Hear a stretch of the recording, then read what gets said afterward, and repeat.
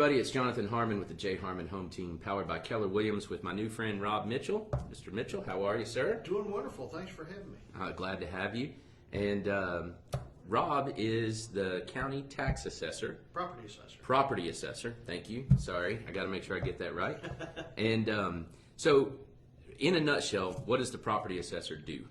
The property assessor is constitutionally charged with ensuring that all values are accurate, anything that is accessible by What does law. that mean? What's accessible mean? Well, accessible means that it's something of value that is in the county.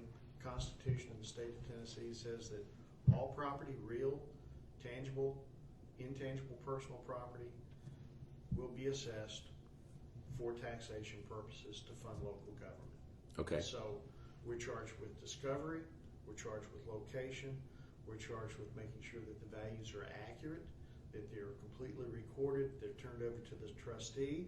The trustee then applies the tax rate that the county commission has determined needs to be applied for everybody to pay their taxes, to pay for what the county commission has voted to allocate in expenditures. So you just went through like several different steps. So if we're upset about our taxes, that ultimately does not have much to do with you. No. You assess the value of whatever that property is. We assess the value of the property. If you have a concern that your values are incorrect, call us. Right. Or call a realtor to sit there, and say, well, yeah, that's what things are selling for in your community. Sure. Now, most people don't realize that because not everybody lists their homes for sale. Yeah, if they've been there 10 years, it's changed drastically. Dramatically. Yeah. I mean, just in the last 5 years. I mean, we're increasing between 2.5% and 3.5% a year, depending on what part of the county you're in. Some parts even greater. Oh yeah. With the values starter going homes are up. 10% in some neighborhoods. Oh yeah, it's crazy. So if you're not in the market, usually when somebody buys a home or moves into the area, you've got several years of just settling into your home. Sure.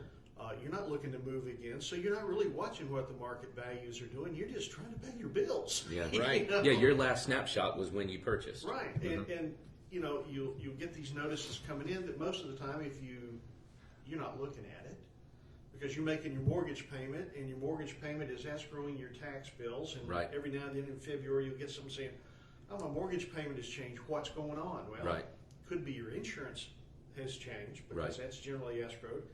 Could be that there's been a change in the tax rate. Right.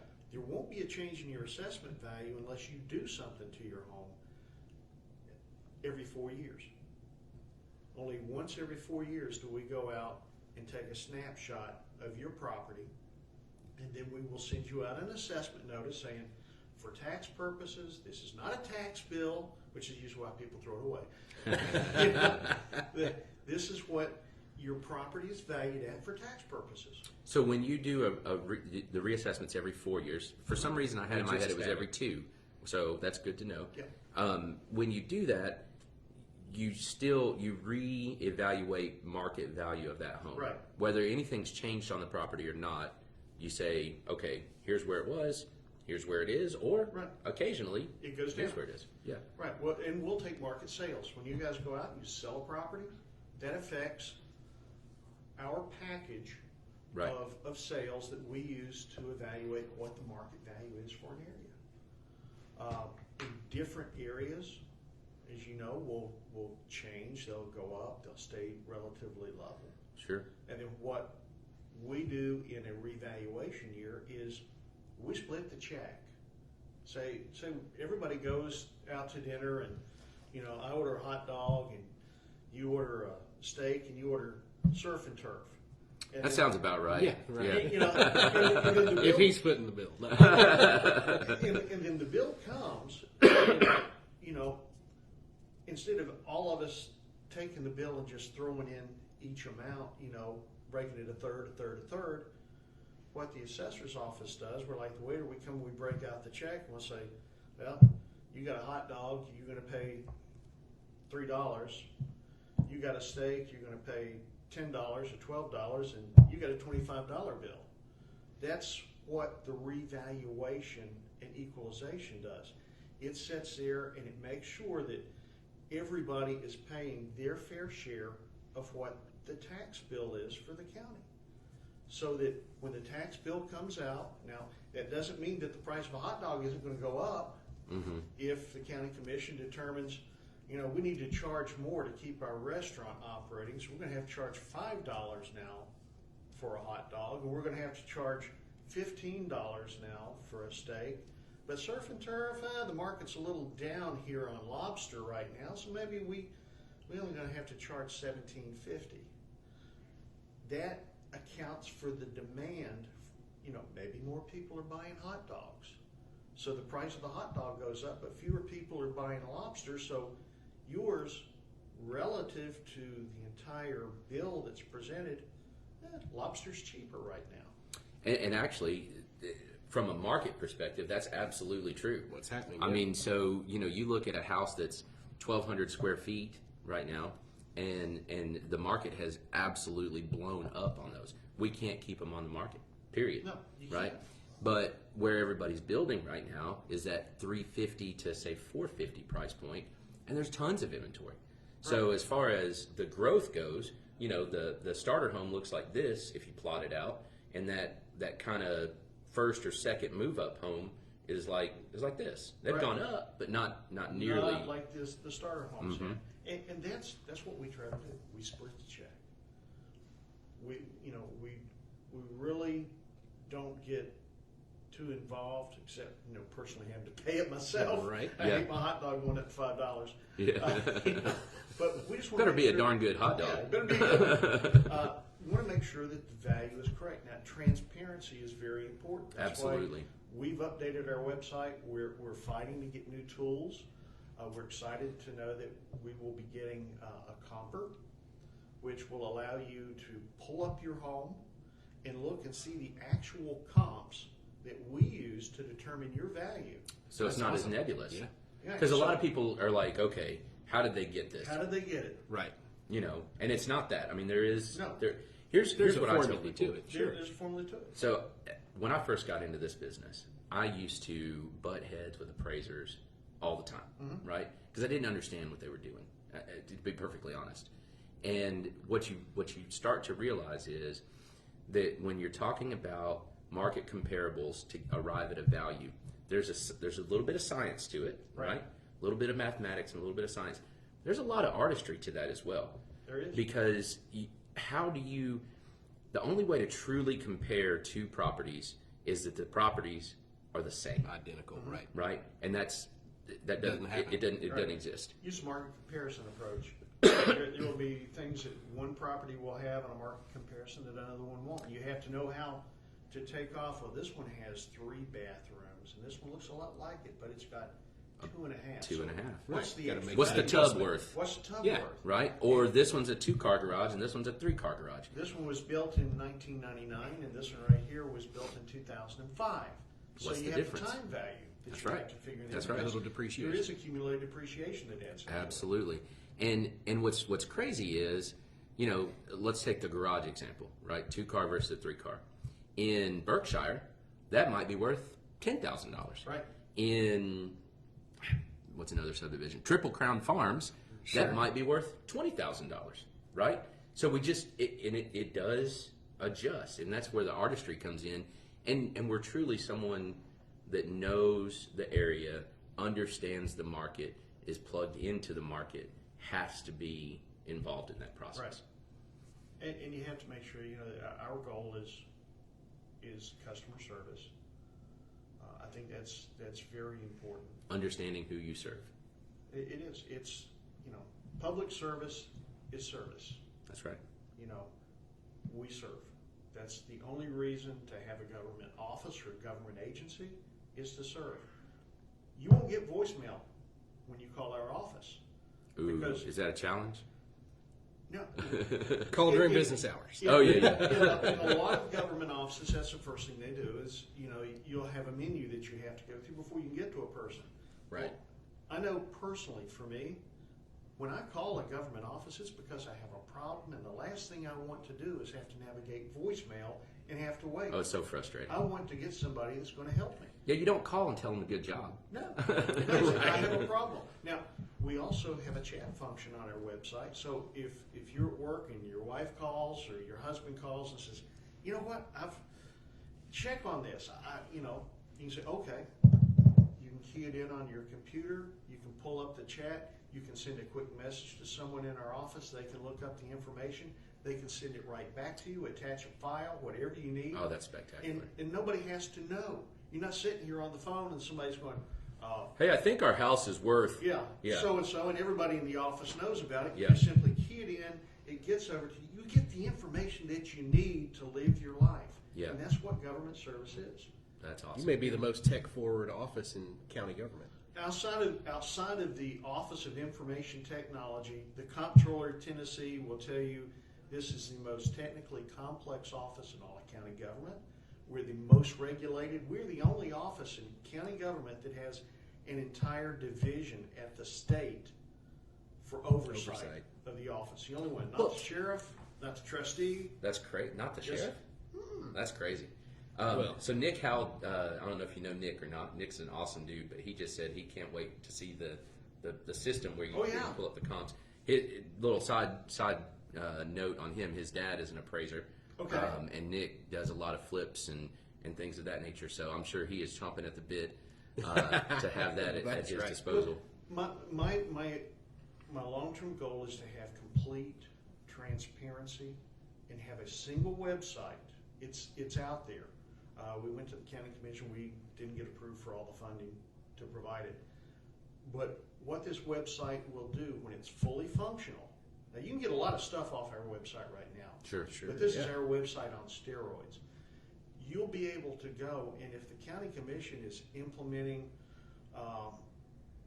an extra tax for something, you'll be able to go in and find out what that proposed tax will do on your individual properties. Oh, wow. That's awesome. So you'll be making, It breaks it out all the way to the micro. Will break it completely out. Now on our website right now, we've got where you can go and you can look and see where your county tax dollars are being allocated on your particular property. You go there, and there's a little thing that says my estimated county tax bill. You click on that. There's a pie chart that comes up and it shows how much is going to education, Really? how much is going to I've never general County maintenance. services. Yep. We even I have feel so far behind. we even have a spot on there where you can sign up to get your assessment notices delivered electronically to you. Now we'll still send them out every 4 years Right. in the mail. This gives you an opportunity to have an electronic copy come to you, so you'll have it, even if because the complaint is, I never got my notice. The mail lost it. That happens. Here's your backup. We'll give it to you electronically. It doesn't cost the county anything to do that. Right. So that's a free service that you get. All you have to do is opt in. Right now, we're the only county in Tennessee that offers that. I'm really proud of that. That's awesome. That is Nobody awesome. else does it. Hey, 1 in 95? You know. That's pretty amazing. Yeah. So the challenge is always to find ways to be more customer-centered and customer-focused, and find ways to deliver greater value. I mean, we're operating right now. 2008, we're operating with 24% fewer people in this office in 2019 than we did in 2008. The county's at least 34% larger. Yeah. So we're doing more with fewer people by leveraging technology, by being innovative, by cross-training people, and we give back $2.5 million out of our budget over the last several years, and that's because everybody says, well, you can't go out, it's the use it or lose it. Everybody goes on a drunken spending spree. That's The mentality. That's the mentality, and that's Or at least the perception of the that's the mentality. perception. Right. That's the perception. It's a persistent story that drifts down from national. That's how you get government. $450 hammers and That's stuff like it. that. Yeah. Well, the charge that I took when I was elected several years ago was, I know that that's something that sticks in my craw because I've heard it so often. I said, in private business, I don't operate that way. Right. In my own You wouldn't stay in home, business. I don't. No, you don't. So the goal was, and I resisted you know, what everybody said to do, was if I cut the budget, I would cut it, I would make that transparent. This is how we saved it. Now, that doesn't mean I'm not going to ask for more money. Right. The problem is I'm only going to ask for money that I truly believe we have a valid reason to spend it. Sure. Now, as you know in business, if you find a way to get by rather than buy something, yeah, I'd like to have it, but I can get by without it. If the return on investment isn't there, you delay it, you postpone That's it, right. and you say, you know what? We can get by. It hasn't hurt us too badly to not have this. We can get by another year. We haven't bought a vehicle since 2014, when we got rid of 3 vehicles that sucked gas and used a grant to buy 2 electric hybrids. So we bought 1 vehicle, and the state gave us a second one for free. Nice. Well, what that does to me as someone in your constituency is I look at that and I go, okay, look, he's being fiscally responsible, and it gives you credibility, right? So now when you present to the county commission or whomever, hey, no, we actually do need this. The last 3 years you've said, hey, here's a little bit of money back, here's a little bit of money back, here's a little bit of money back. And now when you say, no, we actually need this, it's pretty obvious that you actually need that. Yeah. You know what I mean? Because you haven't tried to play the system, so to speak. No, we're the only office in all of county government, in any of the 95 counties, we actually put our budget online. Whoa. So you can The whole see thing? The whole thing, what our allocation is for the year, how much we spent for the month, and how much is left remaining. That's awesome. So that's transparency. That's what everybody wants to know. Where's my money going? Well, this is how much we spent, Here it is. Yeah. and this is what we spent it on. Yeah. It's total And transparency. isn't that really, I mean, even if they don't look at it, isn't that really what people want? Yeah, You know? they they want wanna know. They transparency. want the ability to Right. be able to see it. That's right. So let's go back to that program that you were talking about, the comp program, for a second. A big topic in modern real estate is things like the aggregator sites, the Zillows and the Trulias and things like that, and their automated Their algorithm. estimate, right? So the Zillow's Automated estimate. appraisal system, yeah. Yep. Do you ever see your office relying on that or something like that as opposed to an actual human being assessor? We'll utilize more of it in the future. That's how you leverage. Sure. So to say no, we'll never do it would be myopic.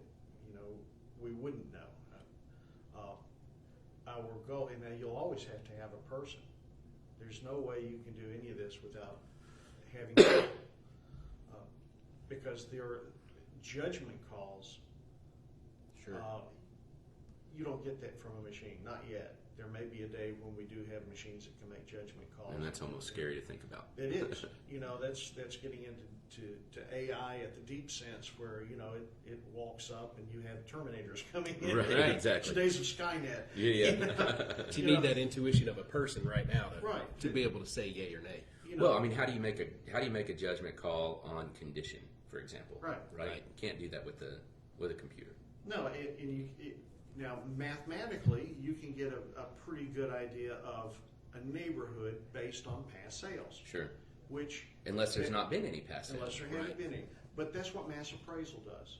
Mm-hmm. We don't do fee appraisal, which is going out and looking at each individual property. The county couldn't afford that. A fee appraisal on 120,000 parcels and accounts.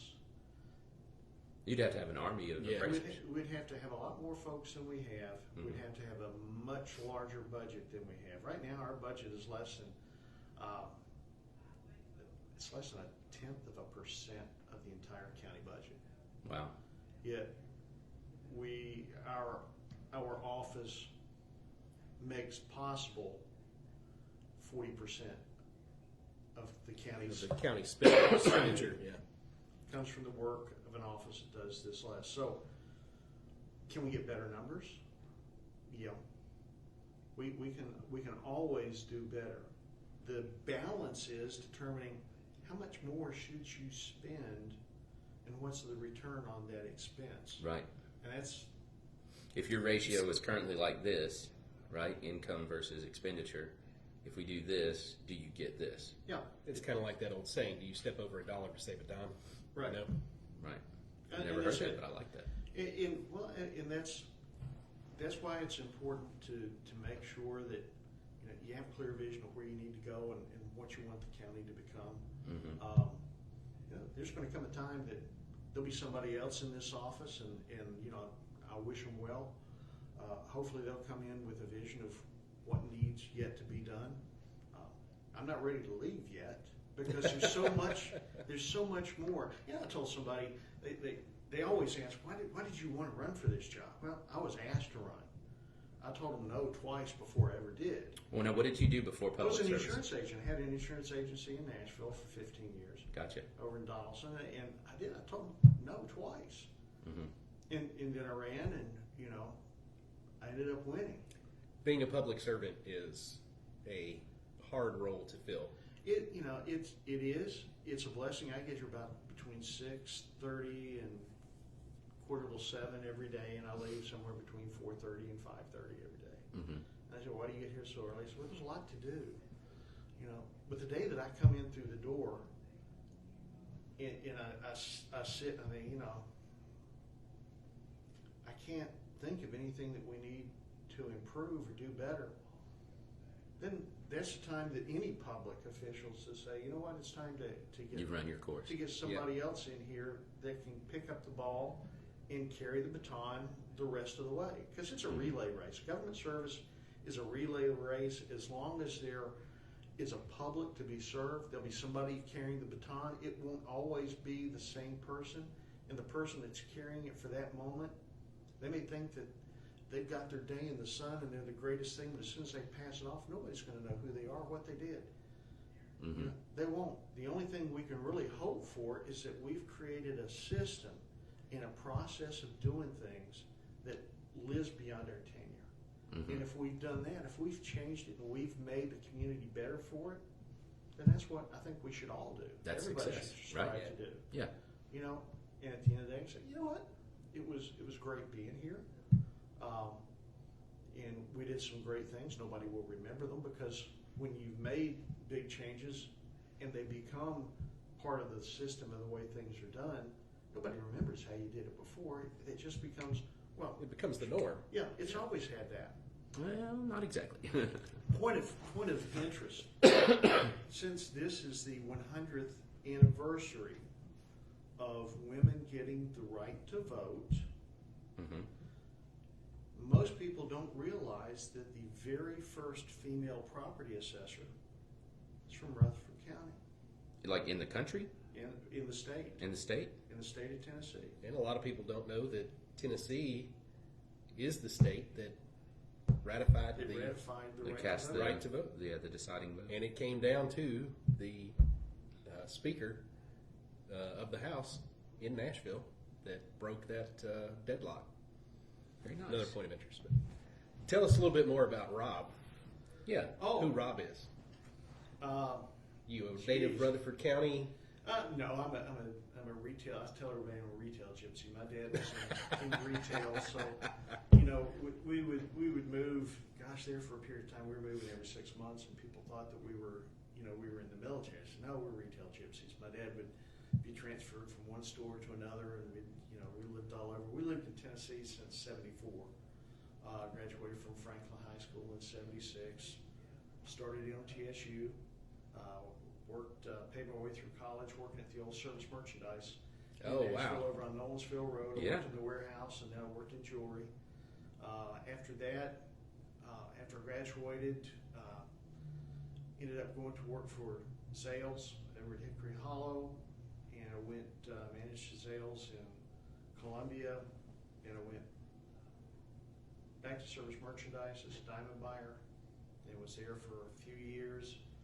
Then went back to sales, then went to Dillard's, and from there,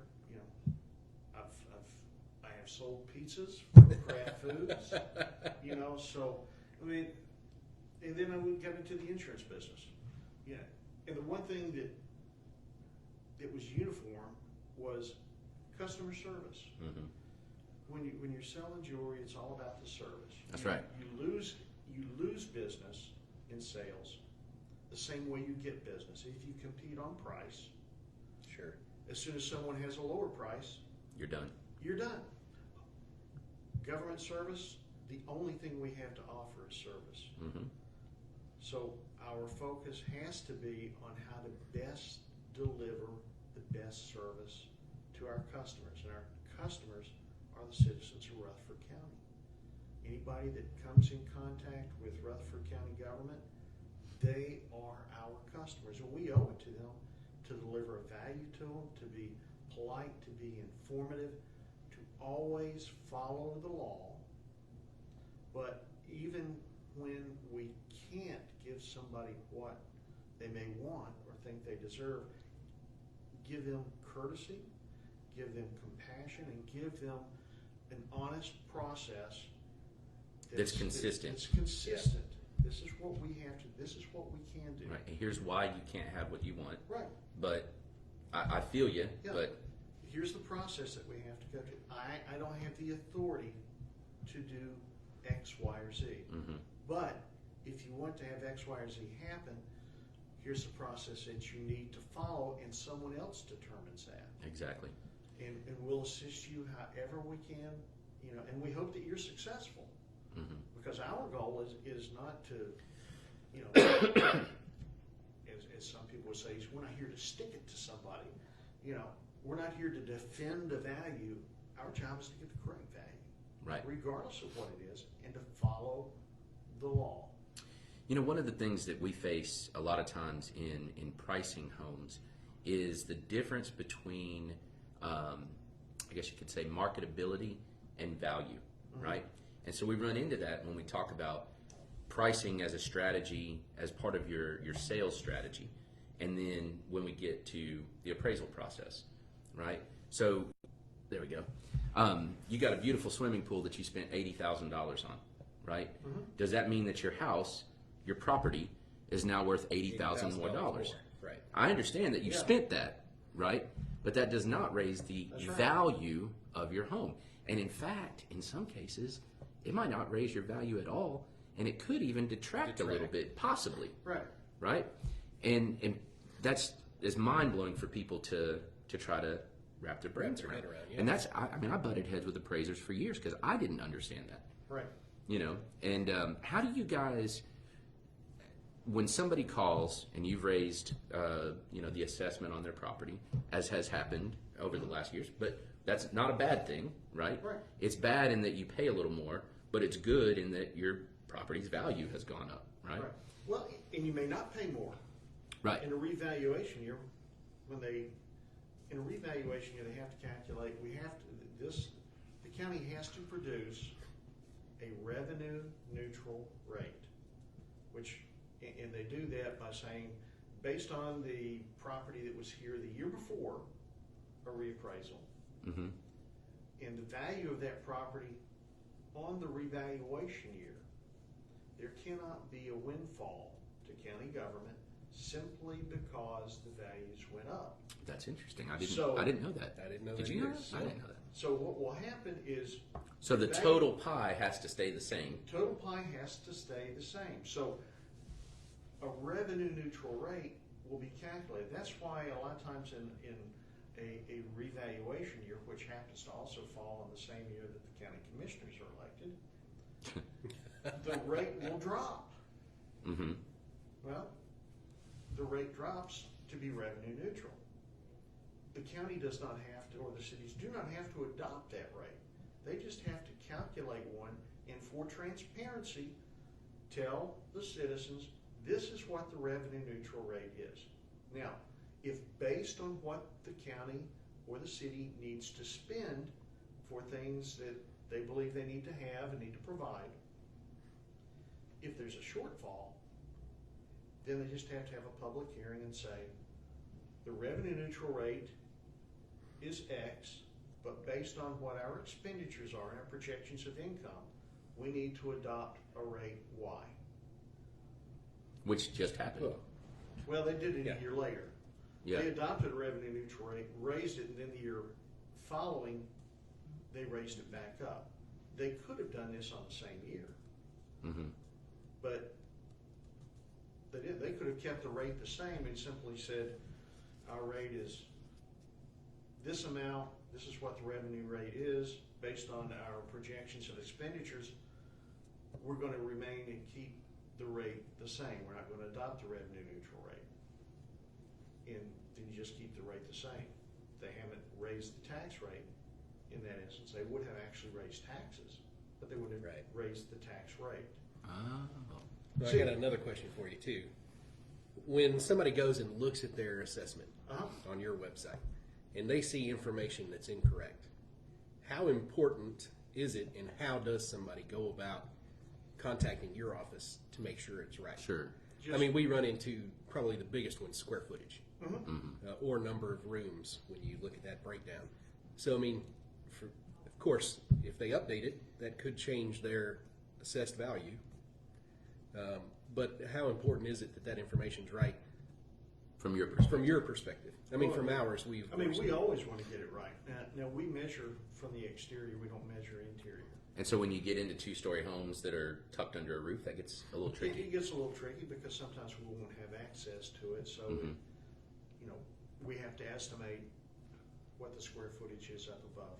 If we get better numbers, we'll put them in. Mhm. But if somebody does an addition, say, whether it's a Cape Cod and they finish out an upstairs, or say they add, It's an 400 unfinished attic square feet, space or whatever. whatever the case If is. we don't catch it, generally people don't call us and say, hey, I've got more square footage, tax me more. Yeah. Right. They don't. When we become aware of it, we put it on. We could go back on 2 years. We never do. Don't, right. So Yeah, you become aware of it when it sells the next time? Is that how you become aware of it? We become aware of it when we're doing the sales verification forms that we're required to send out. If there's a difference in the square footage, we investigate all of these. Mhm. And, like I say, we have a small staff. We do the best we can. We love to have good information. Self-reporting, when we get the copper, people will be able to say, my square footage is wrong. Send it in to us online. That's our goal. So when somebody Anybody- pulls a permit, though, We for get- an addition, We get a you copy get, of it. okay, gotcha. And then it's assigned to an appraiser, and the appraiser will go out and check it and measure and make sure, because sometimes the permits may be smaller, they may be Right. bigger than what is on the permit. Sure. How big is your addition going to be? I don't know, somewhere around 500 square feet. It's all dependent upon human input, and there's always Yeah. that chance for error. And it always, we don't take what we see on the permits as gospel, it's just a guideline. We go out. It's more of an alert, isn't it? Yeah. Yeah. It's just an alert that there's something there, and when it's closed out, when the permits are closed, that's a flag for it. If there's a certificate of occupancy that's issued, and we still have an open card on it, we know that, okay, somebody's moved into this, we don't have this card closed out yet. We need to get somebody out there Mhm. to make sure that everything's complete and it's put on. So, and most builders know too, that if you're building a new home, and you don't have it finished and ready to move into prior to September the 1st, you'll be prorated just for that portion of the year. Right. So September the 1st is the cutoff date for proration. So if you finish it in October or November, there's a little bit of a leeway right there as far as what's actually being picked up. Now we get it on the backside. Sure. Right. But for builders and stuff that are cash flowing, or people that are flipping houses that, maybe it's a total rebuild, Mm-hmm. that's something for them to keep in mind too. If somebody suffers damage, catastrophic loss, where their home burns down or a roof is ripped off and they're gonna have to be out of it for a year, contact the office, we'll make an adjustment to the card so that you don't have to pay taxes Really? on what's not there. And I love your program too, the first property that received the Abatement. Property abatement. abatement. Yeah. That's awesome. Yeah, that just happened, right? That just Just happened. happened? Yeah. Yeah. That's a win. Property over on Manny Avenue is the first one to qualify for it in the state. That's outstanding. Just got a call this morning when I was in another meeting from the property assessor up in Davidson County. They want to mimic our plan. We beat them to the punch. That's right. Of course we did. I like you first. I love to innovate. You Yeah. know, I think the people that own historic properties want to restore them. Historic properties give a value and a sense of place in our community. That's right. And these people are private curators of a public treasure. Right. And That's a good way to look at this- it. I agree with that. This is Beautiful definition. This is a way that people can be rewarded.